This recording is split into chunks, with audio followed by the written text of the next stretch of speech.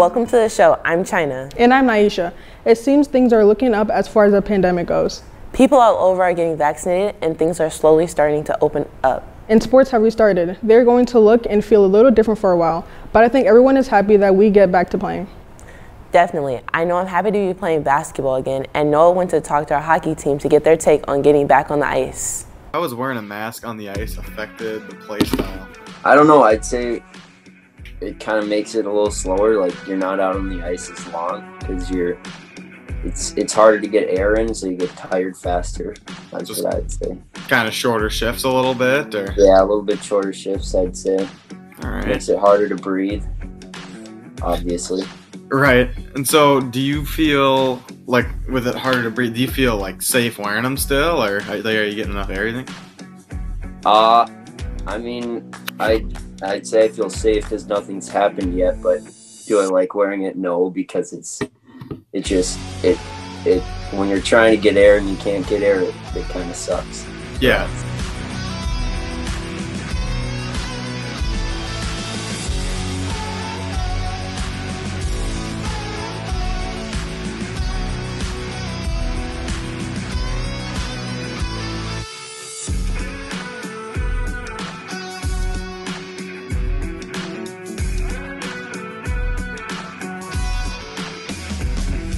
If you kind of notice like a slower gameplay a little bit.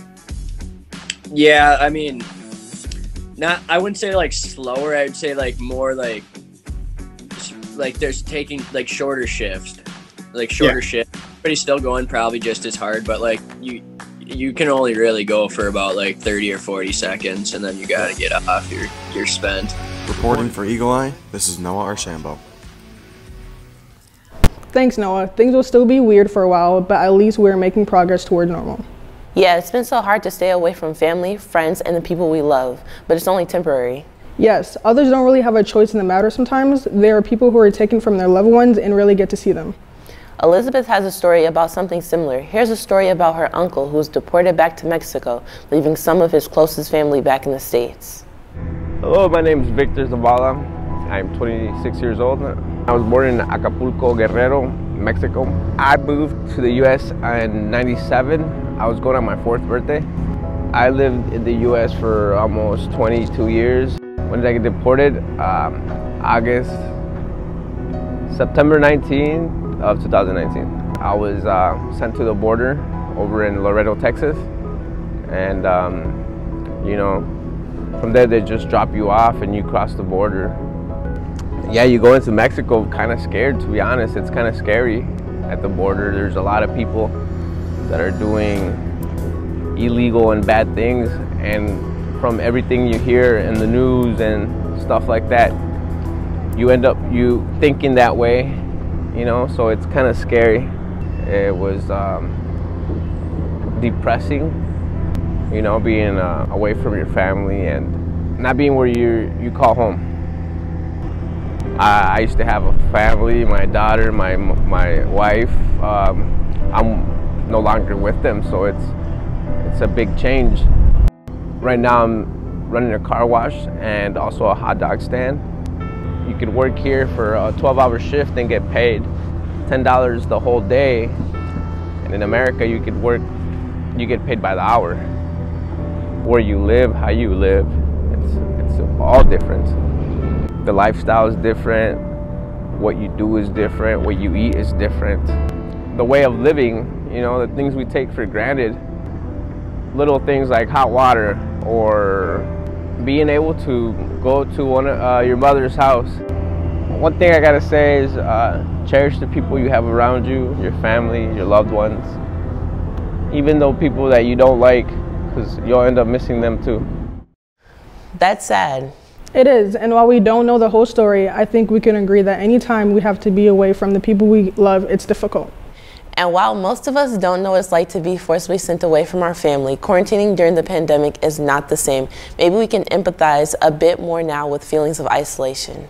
Yeah, I feel it. At the same time, we're lucky our situation is not permanent, and we have things we can do to keep us busy and maybe keep our mind off the temporary lonesomeness.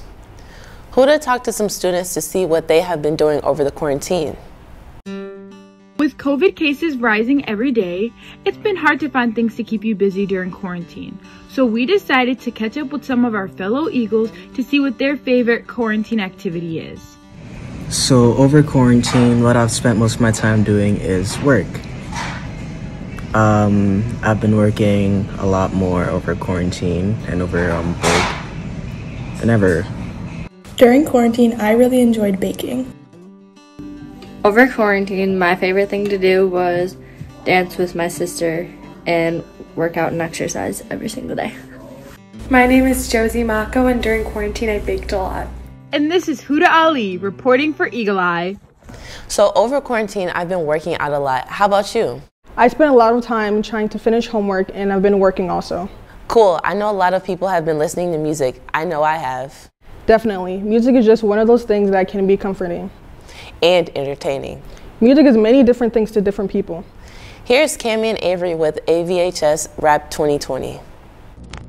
Throughout this past year, many people have turned to music as a way of escaping the difficult reality of 2020. We asked some of your fellow students how music impacted their 2020 and helped them get through the year. Certain songs listen to, they can remind you of a certain time or place where, life was better, life was going easy for you, and they can make you hopeful for the future as well. When I listened to music in 2020, all the stress and worries about 2020 just went away, just for a moment. When you're listening to music, that's all you care about. With music being more accessible than ever, everyone gets the chance to explore their musical interests. I listen to a few different genres of music, instrumental rock, progressive rock, classic rock. Right now, I'm listening to a lot of Rush, and I like their music especially because it makes you think a lot about, certain topics. My favorite kind of music that I listen to is probably 80s music. There's something about it, I don't know how to explain it, but you don't hear it a lot in modern music anymore. During quarantine, many people look to find new hobbies to pass the time. One of those hobbies being vinyl collecting. I've been collecting vinyl for about a year and a half. It's super cool being able to have a physical copy of the music. It can really influence how you think about things, how you approach things. I think music is important in culture, and I think music holds lots of importance just overall.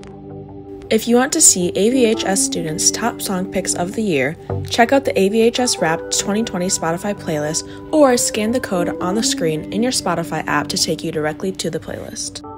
Reporting for EaglEye, Avery Hillier and Cammie Lahammer. This is an awesome playlist. I know. Thank you to everyone who contributed their favorites to our survey. Definitely. Make sure you check out the AVHS Rap Spotify playlist. And another thing we need to check out right now is AVHS Funniest Pets.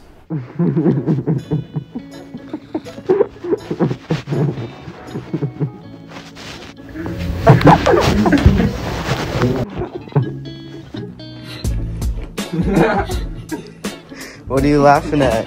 Oh, I'm watching Apple Valley's Funniest Home Videos, Pets Edition. Do you want to watch with me? Yeah.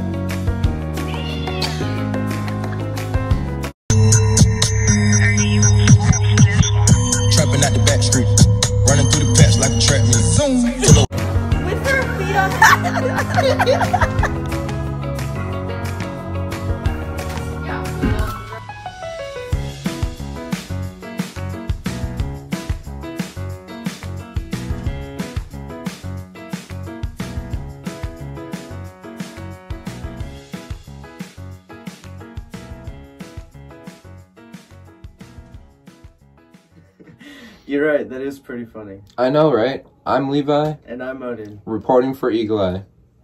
Well, that was fun. Y'all have some fun pets. Another fun thing to check out is this year's one-act play. Check out the Eagle Media YouTube page for our live performance of this year's one act. And that's our show. We'll see you next time. And from everyone at EaglEye, thanks for watching.